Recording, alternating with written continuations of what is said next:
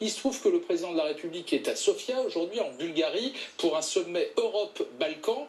Il est revenu sur le bilan meurtrier des affrontements entre manifestants palestiniens et soldats israéliens et sur la position de la France autour des événements du Moyen-Orient. Je voudrais qu'on l'écoute et après, promis, on plonge dans les coulisses de la semaine politique. La France a en effet condamné ces actes odieux et ces victimes civiles, de la même façon que la France a appelé à des manifestations pacifiques quand il devait y en avoir, et a condamné avec beaucoup de fermeté tous les propos tenus par le Hamas et l'ensemble des mouvements qui ont mis en danger la sécurité d'Israël.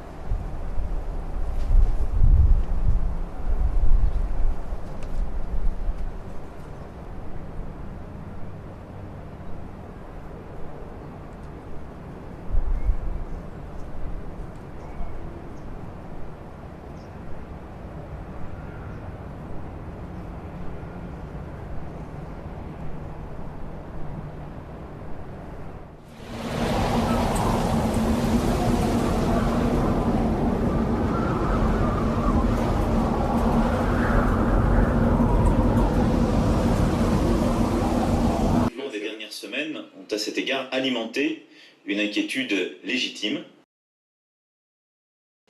Et j'ai rappelé à ce titre la position que j'ai constamment prise. Une condamnation de toute forme de violence à l'égard des civils, et en particulier ces dernières semaines à Gaza.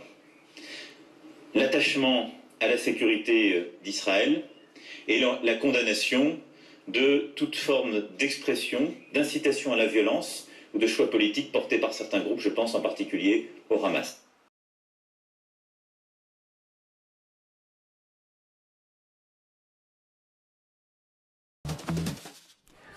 Après Berlin et avant de se rendre à Londres, Benyamin Netanyahou s'est donc arrêté à Paris cet après-midi pour une escale de 2 jours, une visite qui était prévue de longue date. C'est la 3e fois que le Premier ministre rencontre Emmanuel Macron depuis son élection. Alors, peut-on recevoir Benyamin Netanyahou après les récents massacres de Gaza? Eh bien, la réponse est oui. D'abord parce que si la France ne parlait qu'avec des gens fréquentables, elle ne parlerait pas à grand monde. Poutine et Trump sont-ils vraiment fréquentables? Et Erdogan et Orban, le Hongrois? La liste est longue. Pourtant, il ne viendrait à l'idée d'aucun responsable politique français de refuser tout contact avec les uns ou les autres. N'en déplaise aux professeurs de vertu, la rotondité de la Terre nous condamne à dialoguer avec nos adversaires ou nos ennemis. La diplomatie n'est pas une école de vertu, mais de realpolitik. Cela étant dit, la question n'est pas tant de recevoir Benyamin Netanyahou que de savoir ce que la France lui dira et sur quel ton. Aussi bien sur Gaza et le refus de toute solution négociée avec les Palestiniens qu'à propos de sa croisade avec Donald Trump contre l'Iran, sujet majeur du moment et des crises à venir.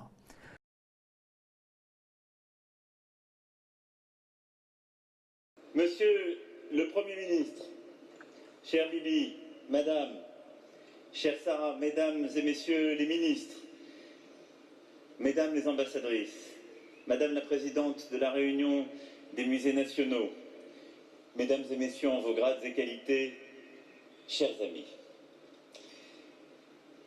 Il y a un peu plus d'un siècle, ce palais de verre et d'acier où nous sommes n'avait déjà pas l'air conditionné, cher Bibi, mais était un emblème de modernité. Nous sommes ici pour lancer une saison importante pour nos deux pays, la saison croisée France-Israël, 6 mois de manifestations culturelles, économiques, scientifiques, technologiques, pour marquer, en ce 70e anniversaire de la création de l'État d'Israël, la puissance et la vitalité de notre amitié.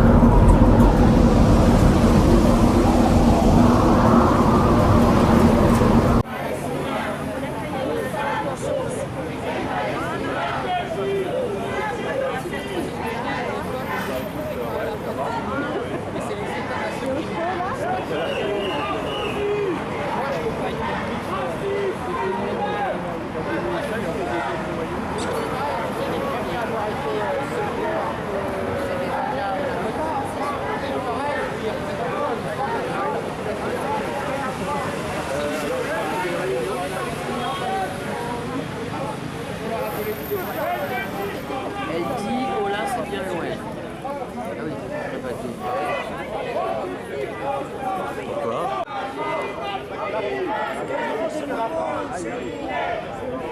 Elle a fondé la France.